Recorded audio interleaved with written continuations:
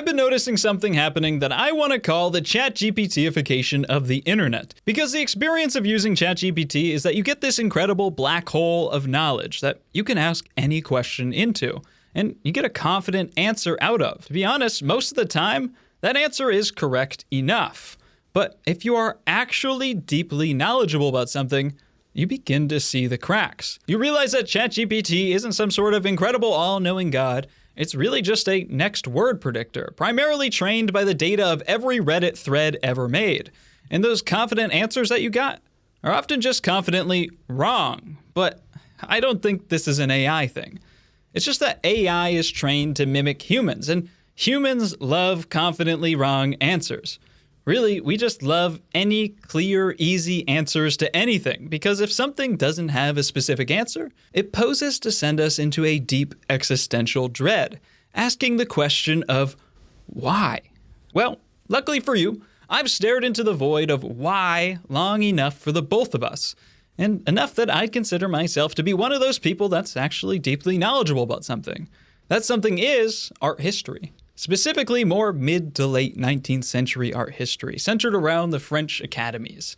But I've been around the block, and I know a thing or two about a lot of areas of art. I'm also pretty brain-rotted, and I've spent a lot of time on the internet. Most of that time, I really try to avoid art content, because every time some art thing comes across my feed, I get rage-baited. But it's time that I bit the hook, because almost every single thing I see about art online is just shallow and unresearched, and most of the time an outright lie. There's nothing more alluring than the idea of the old masters in art. I mean, who wouldn't want to make epic art like Michelangelo or Titian or the sensitive, refined paintings of Raphael? So let's learn how to paint like them. The only way that a zoomer like me would know how, with TikTok. Oil painting techniques in the style of old masters. The old masters would do an underpainting in burnt sienna, then a black and white layer called a grisaille, then glaze transparent colors over it, then add the highlights. Really take your time with the grisaille. And don't forget to use complementary colors to darken your shadows. Now, I am sure if you took a high school art class or even went to college, you have heard this exact same thing said about the old masters technique. When I first started art, I was naive enough to go to a state university for a fine arts degree, and I ended up leaving after a little bit more than a year because I realized that I wasn't really learning anything. One of the favorite classes that I took there was an intro to painting class, and my teacher taught us this exact same thing about the old master painting technique. First, they did an imprimatura, which is just a fancy word for staining a canvas, and then a grisaille, and then glazing, and then layering to a finish. This old master technique is honestly a lot closer to fan fiction than it is to reality. But first, I just want to take a moment to say that the reason why I can make videos like this is because my primary goal in life isn't just to be a content creator. I've always wanted to prioritize learning above all else. And that's what gives me the time to actually dig into the source material and learn for the sake of learning without rushing. This year especially, I've taken a step back to study new things and focus on my mental and physical health. This can be a year of health for you too. And that's why I want to thank Zocdoc for sponsoring this video. You're an artist. You're probably mentally ill, or physically ill, or both, and you should probably get that looked at. Zocdoc is a free website that helps you find and book high-quality, in-network doctors so that you can find someone you love. I can quickly pull up a list of mental health providers in my area and see which one of them is most equipped to deal with the existential dread of being an artist. You just gotta type in whatever you got going on, and boom! There's more than 150,000 providers across all 50 states. Give me that Doc. There's over 200 specialties you can choose, whether you prefer in-person or video. You can also read thousands of verified patient reviews to get a feel on your doc before they give you that Zoc. You'll get the care you need fast too, with real-time availability and instant booking. Typically, you can get appointments in 1 to 3 days, sometimes even on the same day. That's Zocdoc. And instead of calling offices and waiting on hold, Zocdoc shows you doctors real-time availability. So when you see a time that works, you can click and book instantly. No phone calls, in-person visits or video visits if that's easier. Reducing pessimism and joy maxing is a genuine goal of mine this year. Finding the right mental health professional for you is a genuinely very important aspect of that. Getting that Zoc from the doc is a really nice way to see what all of my options are, so I know that I'm going to be in good hands. If you're looking for a doctor, give Zocdoc a try. It's easy and free, so you got nothing to lose by giving it a shot. Click the link in the description to find and instantly book a top-rated in-network doctor today. Let's make this a year of health.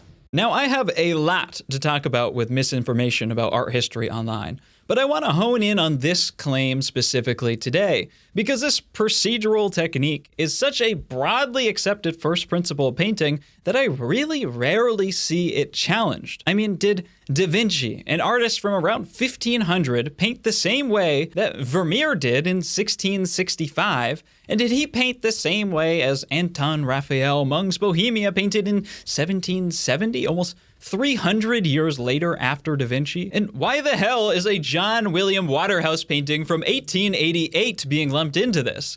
That's not even considered to be an old master. I will say that I am very guilty of this, though. Sometimes I use the word old master to mean anyone who is old, dead, and a master, because it's useful to use words that people get the general meaning of without being too pedantic. But the actual meaning of the word old master is generally agreed to be anyone before about 1800. That's when things really started to change a lot. And the technique of someone like John William Waterhouse is completely different from anyone else shown here. I'll get into the specifics of that later, but even this image of girl with a pearl earring that he shows is one of the first images that shows up when you Google the word oil painting glazing. It's just very annoying for me to make a video like this, because they get to spend 10 minutes slapping around a few images to put on TikTok for millions of people to believe without second guessing, and I've spent all week tracking down and reading dozens of books that are oftentimes hundreds of years old in order to fact check these claims.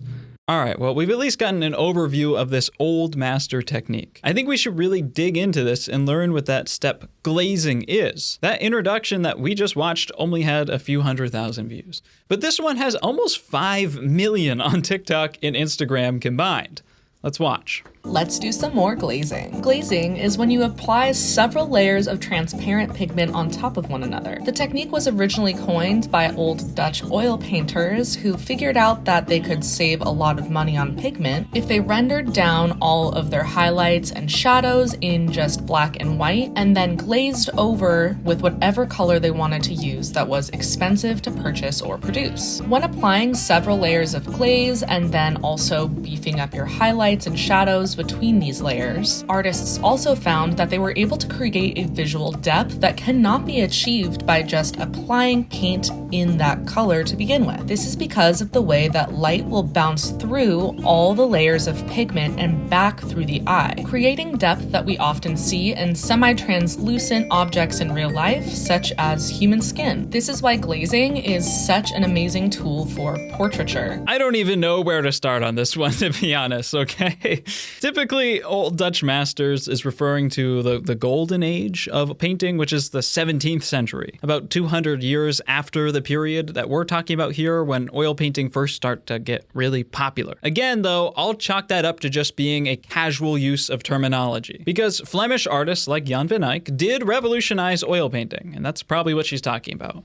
Although it was not a cost-saving measure. It was just simply a completely different medium from what was popular before, which was mostly egg tempera. This type of work is not really possible in egg tempera. Tempera was opaque and fast-drying, and you hatched it onto the surface. Oil painting could be layered transparently and modeled in a far more delicate way on a variety of surfaces like canvas. And the earliest oil paintings were mixed techniques, where artists would paint in color with tempera and then glaze layers of oil paint on at the end for certain effects, like a fish needing to be under blue water. That's what Cennini writes in his book Il Libro d'Arte, the Book of Art, that was written around 1400, and that's exactly the transitioning point where oil painting was starting to gain popularity. And the idea that artists painted in pure black and white and then glazed over it to give it color is just almost purely made up. There are very few sources of history that show somebody painting over pure black and white. I know that statement is going to be very jarring to most of you because this is one of the most common claims that gets repeated about historical painting techniques.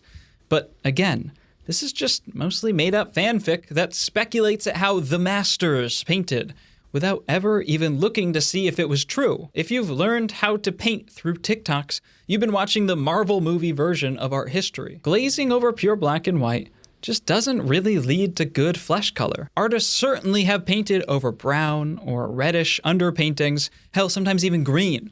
But it just doesn't really make much sense to glaze over pure black and white. I'm pulling a lot of historical information for this video from a book called The Technique of Painting by Charles Moreau-Vautier. He was a student of Jean-Léon Gérôme at the French École des Beaux-Arts in the 1880s, and he could paint like this, so he knows what he's talking about. A glaze is a color, either pure or mixed, but non-opaque and with no admixture of white, which is laid on transparently over a thick impasto, or at any rate, over a ground already covered. So basically a glaze is just a transparent color that you're gonna put over dry paint underneath, and it's gonna strengthen and optically combine with the color underneath it. It makes sense for that color underneath to be like a reddish brown skin color for a portrait, because people aren't normally gray colored. If you wanted to glaze all the way from full black and white to full color, you'd end up just having to layer a ton in order to shift it to a more natural skin tone. And that's extremely time consuming for not much reason. And artists are professionals. They need to work highly efficiently. There are a handful of black and white paintings from history, but they are very rare, and most of the time they're made as standalone studies, not finished products. Art history is really long and really complicated, so any one technique really can't be generally mapped onto periods of hundreds of years. Jan van Eyck is one of the originators of oil painting. That's what he's often credited as being the inventor of oil painting, but that's a bit of a myth. He is undoubtedly the GOAT, though. We have a copy of one of his paintings by his student. The original Van Eyck of this is lost, but this copy shows what a typical process that might have been used by Van Eyck might have looked like. And this is really clearly a warm brown underpainting, which is very common for these early paintings. Okay, we've learned a little bit about glazing and underpainting, and the next step in that intro video was the black and white grisaille, something that's been mentioned quite a few times now. I might disagree with some of these specifics, but hey, we have about 5 million views on TikTok and Instagram each for these, so it must be something that will help me unlock the secrets of the old master techniques of painting. How the old masters painted skin as deep and as airy as a cloud. Here we go. Okay. Now, I do like this intro because it's a little bit of a fun scavenger hunt for me to find all of these paintings. This looks like a Bouguereau from the technique, but it's a really tiny crop, and I wasn't able to confirm that. Certainly, it's around the mid to late 19th century, though. This one is an Elizabeth Lebrun, and this is St. Catherine of Siena by Carlo Dolci. And look at that. Here we go again, jumping back hundreds of years to 1665. So we have another bold claim that spans hundreds of years of art. Now, I spent around 40 minutes searching for this reference, and I went through hundreds of images, and I ended up having to ask a friend who's a Bouguereau expert, that's who I thought this painting was by initially, and he managed to track down this Jules cave painting from 1897. Remember what I said about how annoying it is to make this type of video? Because they get to slap together a few images off of Pinterest with no credit, and I just spent an hour tracking down the first 5 seconds of this video. This is only possible by applying thin layers of paint on the grisaille, because only a multi-layered technique creates depth on the surface. And applied transparent layers of pure paints that create colors that cannot be mixed on the palette. After drying, the layer of saturated paints is carefully covered with a thin layer of zinc whitewash, sometimes slightly mixed with red or ochre. This one rage baited me, I'm not gonna lie. I'm biting the hook so hard here. So if you want to paint like the old masters, you first paint your subject in black and white, and then you apply thin layers of pure color on top, and you might apply thicker paint directly on top of that. Well, now we're in my wheelhouse, because we're talking about a Jules cave painting, who was a student of Bouguereau and painted exactly like him.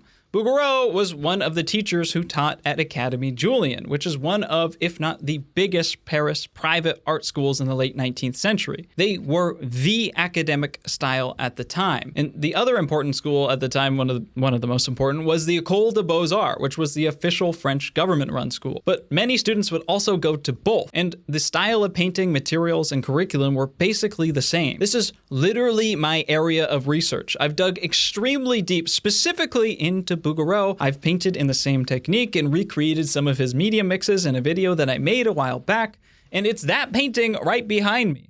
Also, this isn't even in the script. Next to it is a drawing from the École. That is an original drawing from the 1870s from the École. So I know a thing or two about this. We would assume that someone saying that the only way to paint skin like this is achieved only through a technique of layering, they must be pretty darn confident that they are right. Except I have no idea where this confidence is coming from, because if you know anything about this era of painting, it's the exact opposite of what is true in a way that's almost laughable. I'm going to tell you in excruciating detail why this is such a crazy thing to say, and also track down these claims about Grisaille. But before I do, I really want to make it clear that this is not just one or two TikToks that I'm cherry picking and making fun of. It's in the universities, it's in high schools, and it's taken over social media. This is how people first learn about oil painting, and it's mostly fanfic. This Painting 101 TikTok with 800,000 views is also showcasing glazing by painting over a grisaille of a Bouguereau painting. How to paint like the old masters, the Grisaille, 1.7 million views, and its follow-up is 400,000.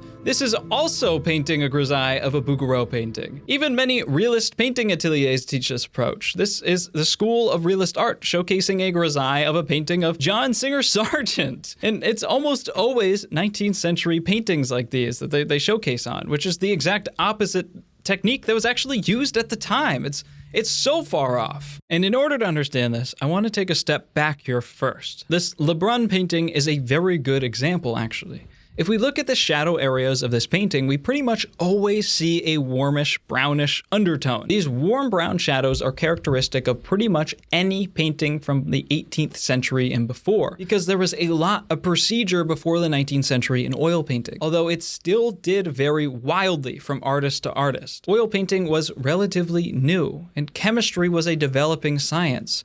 Artists had already seen masterworks fade away due to poor material choices over the course of a single lifetime. There were even fines put into place to penalize artists who were cutting corners on materials that were known not to last. Although painters were not yet interested in making things look as realistic as possible as well. They had cultural and religious and personal or practical ideas why stylizing or idealizing things was important to them. You can't really paint the Sistine Chapel and have it be perfectly photorealistic. It's just too time-consuming, and it really wouldn't even have as good of an effect. Michelangelo certainly knew what real people looked like, but he still painted women that looked like this. It's an intentional choice. Artists pre-19th century painted heavily from their conception of what things should look like. The driving force behind the establishment of the Royal French Academy of Painting and Sculpture in 1648 was a man named Charles Lebrun. Charles laid down the principle that nature must be corrected by art. That idea remained in the school throughout the 17th century and into most of the 18th century as the idea that the painter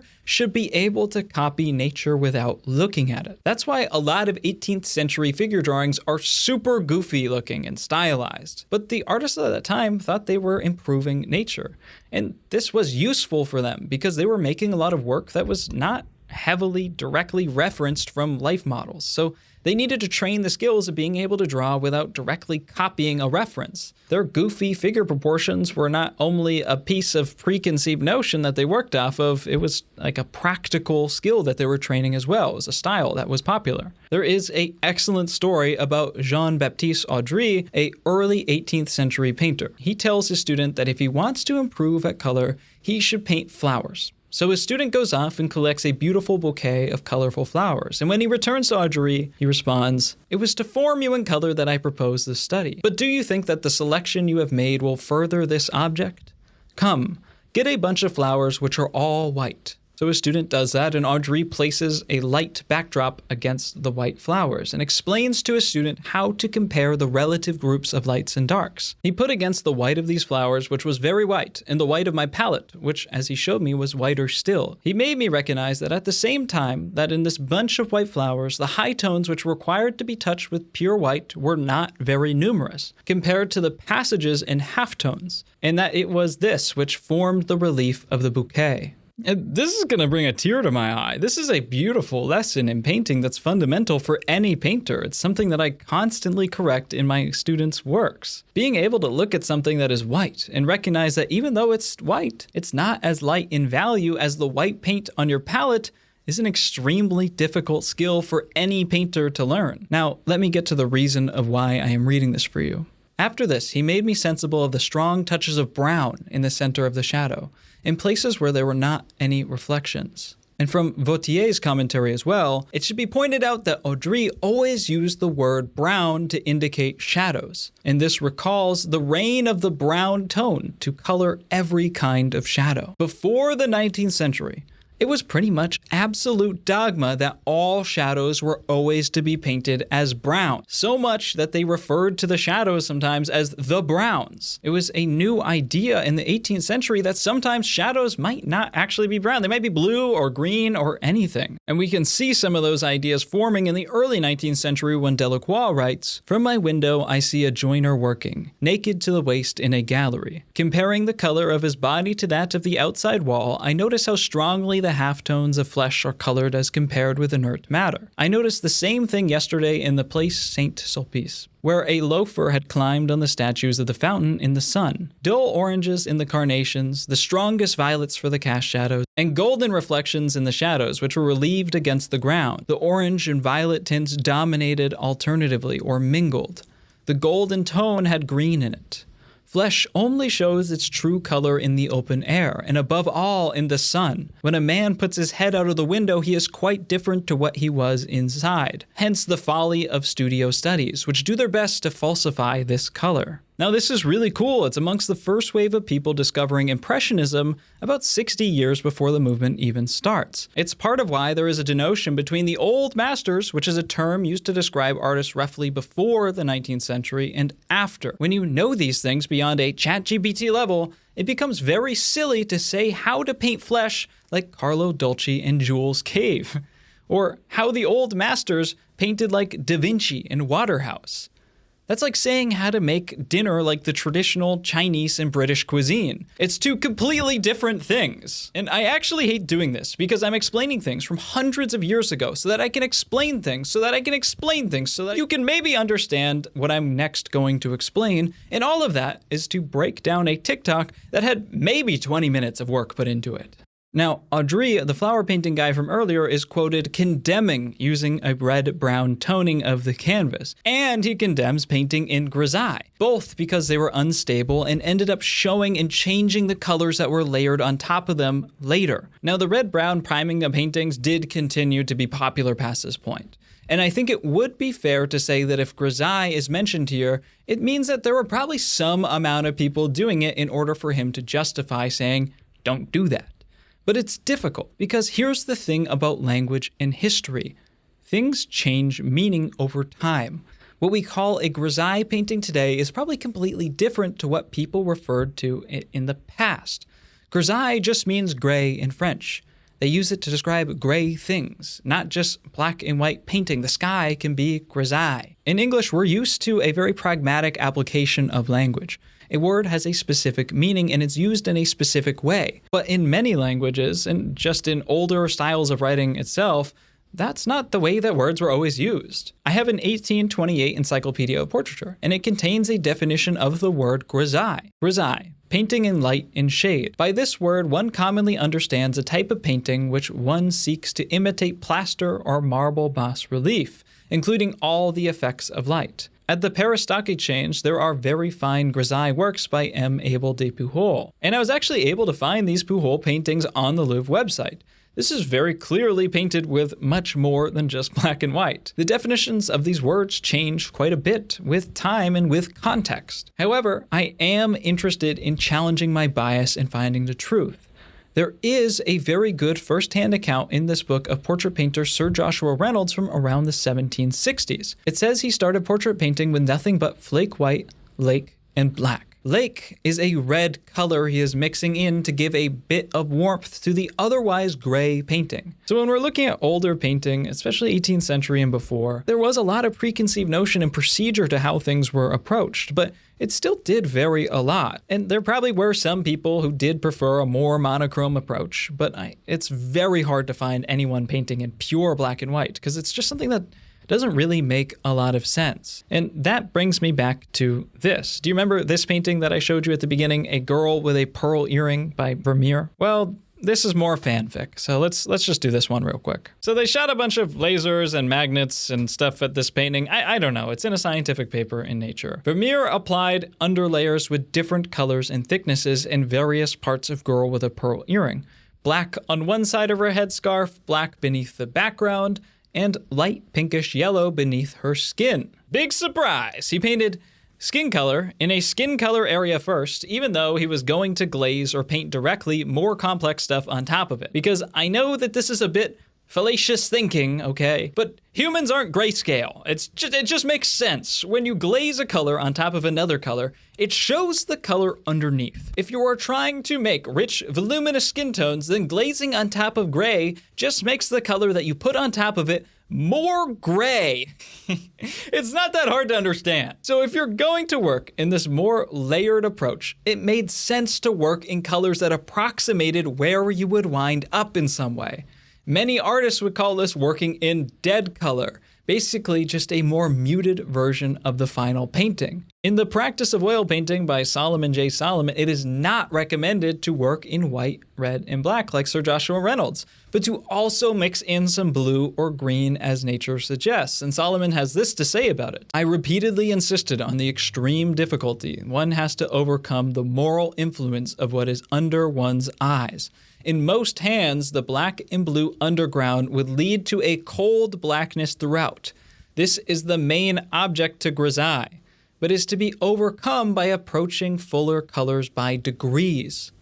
He's saying that it's extremely hard to get naturalistic color once you have something so gray in front of you. He adds in a few more basic tones to help ease the transition towards color, starting in some form of muted colors or just washing in the colors a bit more thin, either by adding solvent or scrubbing in dry color vigorously with a brush. It's probably one of the most common painting techniques throughout history because it solves all of the problems in the simplest, easiest way possible. And there's plenty of scientific papers that break down the pigments used on all sorts of historical paintings that you can go read, and it's pretty clear that many of them, if not most of them, use this in some varying way. Now, the French call this idea of starting a painting by just washing in the approximate correct colors in basically whichever way you want in Ebauche, which my French is going to struggle on that one. I'm sorry. I can call it an Ebauche if you want. And we have a description of this term from the 1828 encyclopedia as well. When the drawing of a painting is fixed, if it is not painted at the first stroke, a preparatory painting is made and given the name Ebauche, underpainting or first lay-in, and upon which one paints a second or several additional layers. There are different ways of making an ebauche. Florentine and Roman painters, once their drawing was firmly established with charcoal, used to leave all the illuminated areas intact and indicate lightly the stronger halftones and the shadows with a single brown color. One makes an ebauche by lightly indicating the modeling and the colors, which are then given their full strength by repainting them a second time. Ebauche just generally means sketch in French, and again, these words are used in everyday French conversation outside of art. So I see many people who are much deeper in the academic painting circles nowadays falling into the trap of calling all their underpaintings the French ebauche technique. It's not really a defined technique like that. It just literally means sketch. And it's loosely associated with building up your painting using a layer of color that's probably pretty accurate and that you intend to go over again. That's an incredibly broad and general term, and it can be used in many ways. Now, there's one more piece that I left out of this definition. Venetian painters sometimes made their ebauche in grisaille and added the colors by means of glazed and scumbled layers.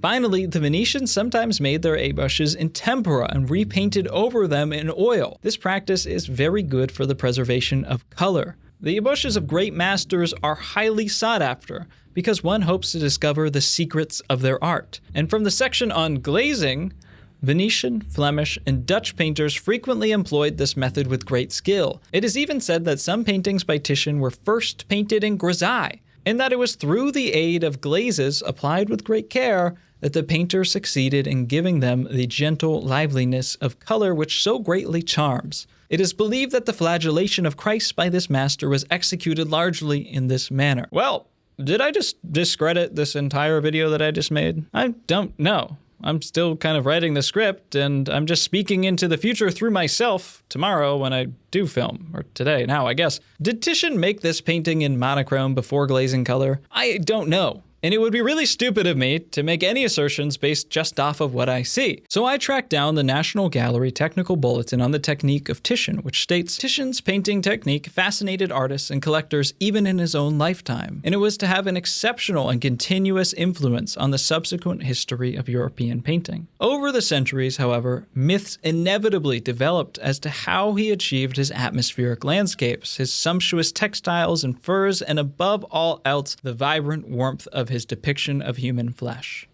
Beliefs included the use of brown grounds, monochrome underpaintings, the inclusion of varnishes and other additives to his oil medium, and application of many final touches and multiple glazes. But this paper itself doesn't actually make a ton of strong claims about whether or not he painted in Grisaille. It's a little bit technical. It does state that he used pink or blue underpaintings underneath draperies and skies to help give a stronger effect to subsequent glazes, though. But what fascinated me about this article was this footnote. The hoax in the late 18th century London known as the Venetian secret. All right, yes, we are gonna go down another rabbit hole. I've lost my mind disproving a stupid TikTok that I really don't even care about, okay? We're reading about this footnote. I wanna learn about the Venetian secret. Okay, so basically, a man in 1796 named Benjamin West was the president of the Royal Academy of Arts in London, and a shadowy figure named Thomas Provis approached him with a secret old copy of a manuscript that contained the descriptions of materials and techniques used by the Venetian painters like Titian. It included the recipes and materials and processes used to get the luminous effects of color that had been thought to be lost to time. And West and his colleagues were all obsessed with achieving this old Venetian look. In order to fall for a hoax, you have to want to believe it. And that's exactly what this was, a hoax. So West reconstructed this technique and debuted his painting using it at the Royal Academy exhibition in 1797. It was a disgraceful moment and horribly received.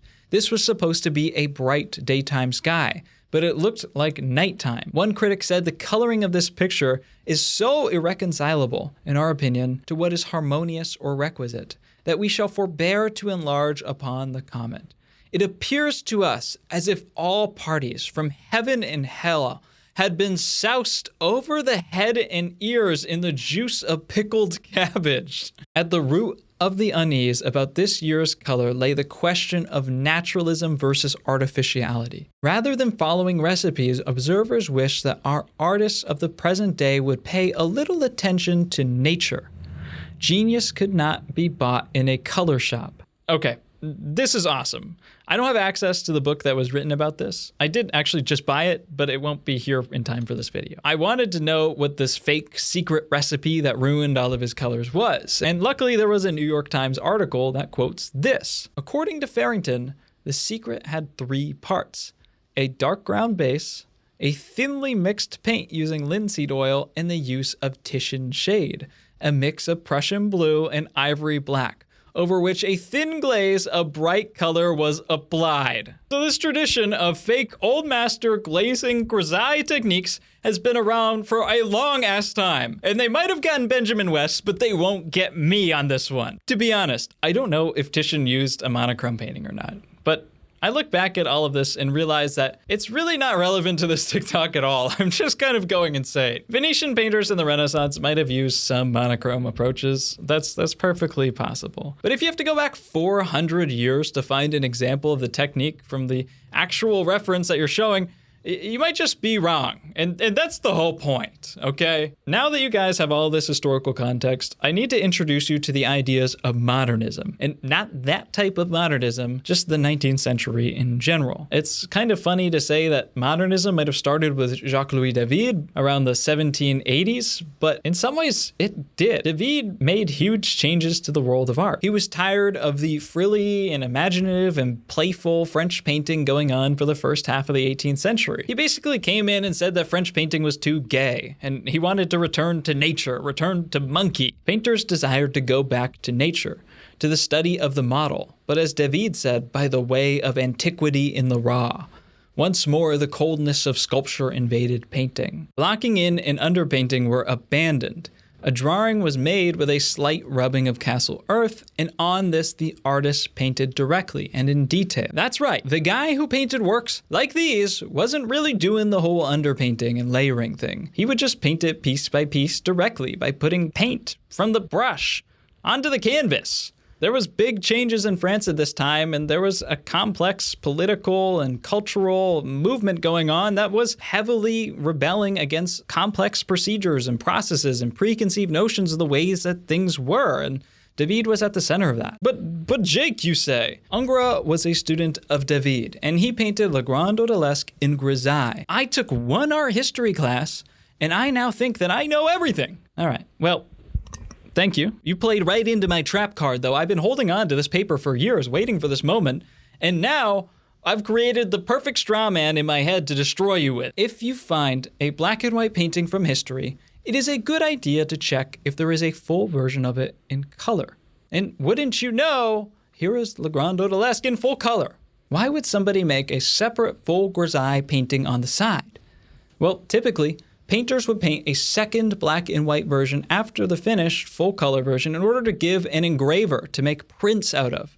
They needed the engraver to fully understand how the tones would break down in order for them to do a good job. Now, let me read this paper from the International Journal of Business, Humanities, and Technology. It is unlikely that Ingres prepared the Grisaille with the intention of painting over it with velouteur, that just means a glaze, as this traditional method does not seem to have been adopted by Ingres, who in his sketches shows that his method is often to work a la prima. That means no layering technique, working directly. That is, preparing the various mixtures of pigments in advance and using different hues from the outset. This is visible, for example, in the sketches of Martyr de Saint Semaphore, I don't even know, and in other preparatory paintings for bigger works. In conclusion, the Met Odalisque could well be a monochrome study for underpainting. However, it's not unlikely, considering Ingres' ideas on drawing in color, that the use of Grisaille for a replica of one of his most successful paintings was conceived as a pedagogical exercise on the importance of chiaroscuro over color in his atelier. Basically, Ingres might have just made it to show his students that drawing in value was really important. I believe that the engraving theory is a lot more likely, because this was very common at the time, and pretty much any Grisaille you see from the 19th century was made for an engraving. So with David and his students like Ingres, something had been established that would carry through the 19th century.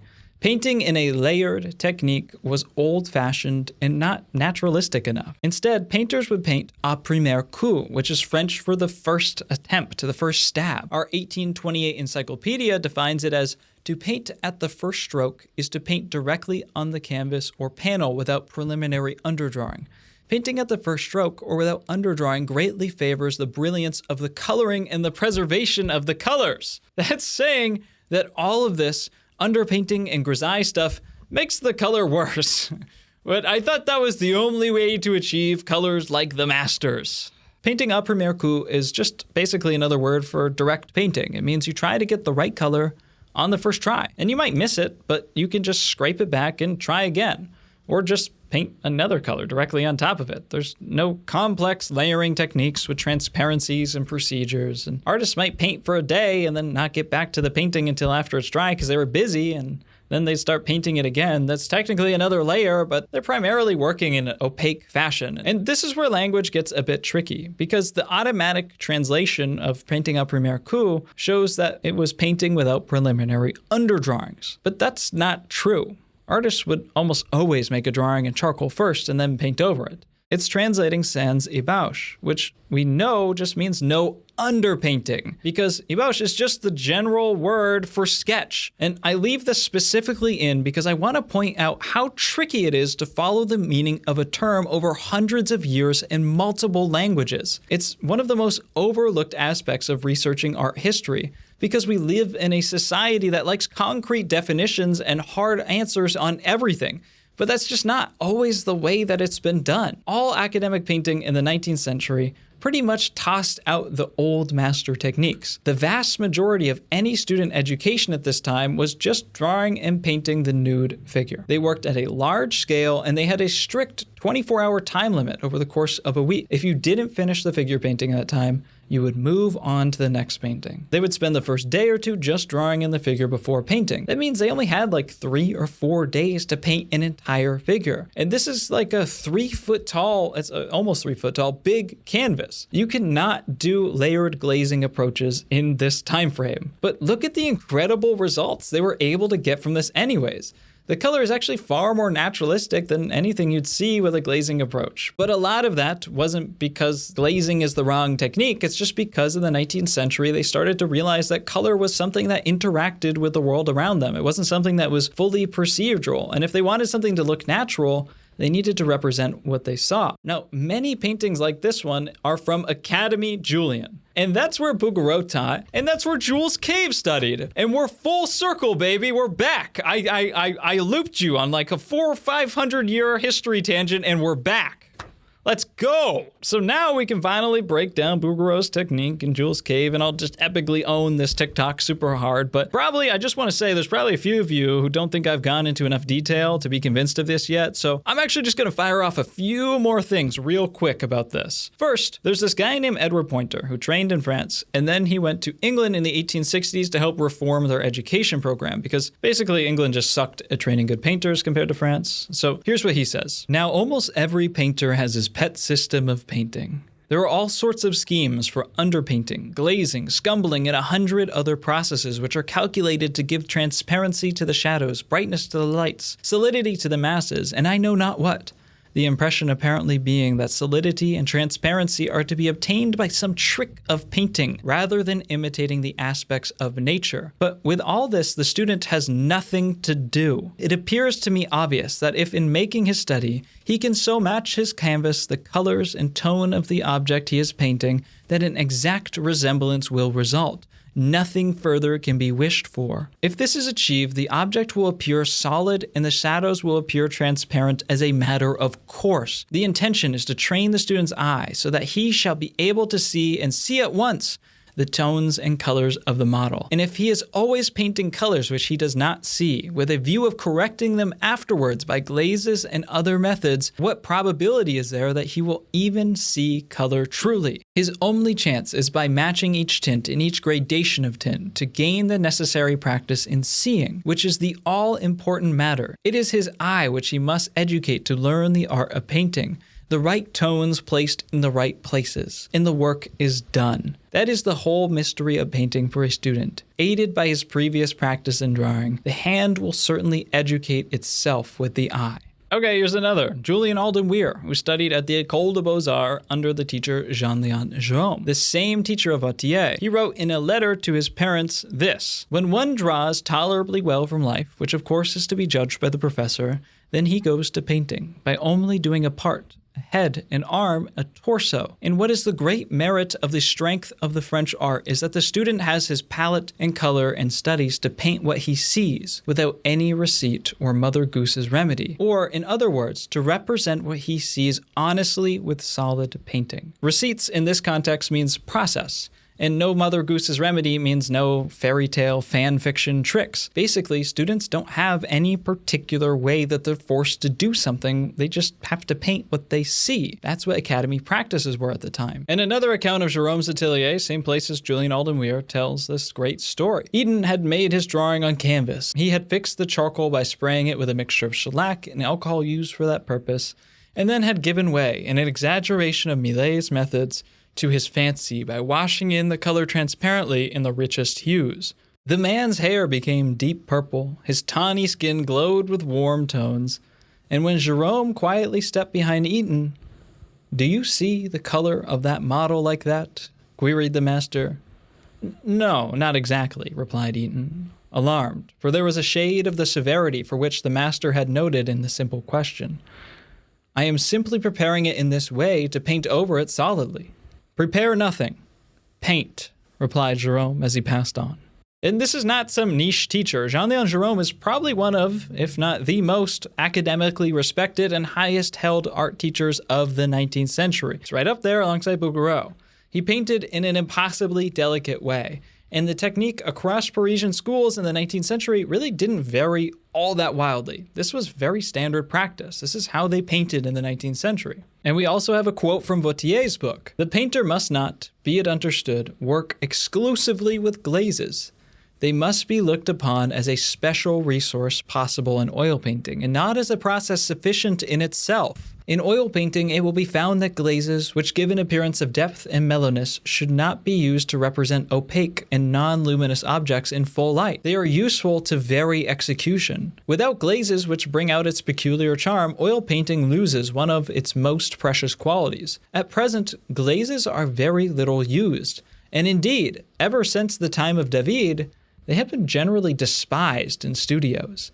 Many painters do not even know how to execute them, and as they are often confused with scumbling and rubbings, they are condemned as the device of poor, timid, and inexperienced painters. I do want to just point out here that he does go on for a little bit about how glazes are actually nice and can be used for a lot of really effective ways. But he does say this at the end. "I may conclude with a remark from Carolus Duran.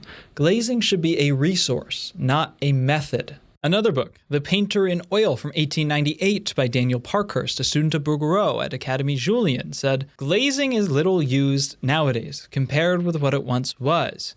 But there are times when you cannot get what you want in any other way.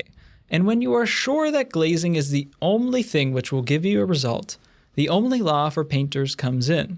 Get your result." Because when someone only learns specific techniques on how to paint a portrait using the old master process, then they have to basically relearn everything from scratch if they wanted to learn how to paint a dog, or just paint a portrait from another angle. It belabors the student's mind and fills it with meaningless formula of skin tone glazes and palettes and layering process, which really doesn't give them room to breathe and experiment and find the right answer for themselves. I get frequent comments saying something along the lines of, "Can you make a video about watercolor? Can you make a portrait drawing of Robert Downey Jr.? I have to do that for my homework. Do you always paint humans, or can you paint an animal as well? Does this only work in digital, or can you do it in traditional?" I found this comment on the glazing video. "Does this work on darker, melanated skin? I want to try this out." Now, that's a perfectly fair question, but glazing is just a technique to painting. It's all just a part of painting. If you want something to look like something else in painting, there are fundamental ideas that you need to get right. You need to have an accurate drawing. You need to get that proportions and the forms right. You need to get the values right and the colors right. How you get there is completely up to you. And that's what makes painting fun. Of course, you can use glazing to get any skin tones. It's just a process of laying color on the canvas. But the problem I have here is that these videos, they don't teach people how to think for themselves. They teach people quick tips and techniques. But when an artist approaches something that they haven't seen an exact tutorial on before, they don't stop and think about which tools they can use to break down and approach the problem. They try and go find a new thought leader to tell them exactly what to think. It reminded me of a great quote from the book Velasquez by R.A.M. Stevenson. "Very far back in history, there was probably a sort of folk drawing, as there was folk music, consisting of conventions for expressing individual objects to be learnt by rote, as we learn the shapes of the countries from an atlas. Then came the stage of canons of proportion, as we find them still discussed by Dürer and Leonardo in their attempts to formalize the vague traditions of the past. From this, we pass in the books of the same Leonardo to the third stage, based on the sciences of perspective and anatomy. Relics from the first two stages are still to be found among schoolboys, who hand down tips for drawing men and objects, and never dream of going to look at any object for themselves. Show me how to draw a man, or I haven't learned how one draws a pig yet, are phrases commonly heard amongst that kind of practitioner. Basically, People get so caught up and used to learning things from systems or theories that they forget how to observe nature itself. They forget about the process of trying things out. Every student that I've had that's been familiar with working in this way has been extremely risk averse. They don't want to try new things because they might fail. So they always lean back on the processes that they're comfortable with. And this exact problem is literally what has plagued the arts many, many, many times in the past, and it's been answered and corrected by changes to systems of education. We just see ourselves on the negative side of that cycle right now. I specifically started this entire diatribe to answer the question of, is this painting possible only through a multi-layer technique? So to answer that, we should consult directly with Bouguereau, the teacher of the author of this painting, Jules Cave. I'm beyond the point of putting it nicely now. Jules Cave is just a Bouguereau ripoff. He was really good at it, but he's one of Bouguereau's many students that tried to be just like him. So did Bouguereau use this technique is the most important question. Well, Richard Lack is quoted in an excellent article named Bouguereau at Work by Mark Walker. The glazed passages in the paintings are primarily limited to darker portions, particularly backgrounds and drapery. Conversely, the flesh tones are solid and achieve their translucence by means of careful modeling and precise observation of values and color notes.